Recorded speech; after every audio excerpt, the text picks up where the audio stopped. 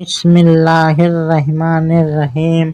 शहादत के बाद गवाही देना। शहादत का एक माना है गवाही देना।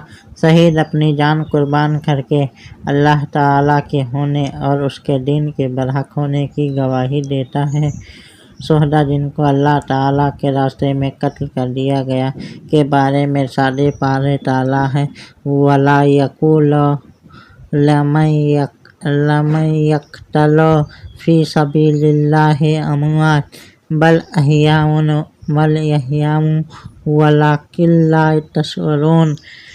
और जो अल्लाह की राह में कत्ल हो जाए उन्हें मुर्दा मत कहो बल्कि वो जिंदा है, मगर तुम उनकी ज़िंदगी का शऊर नहीं रखते। अल-बकरा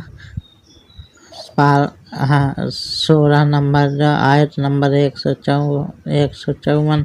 शहीद जिंदा होते हैं मगर उनकी ज़िंदगी हमारी निगाहों से ओझल होती है।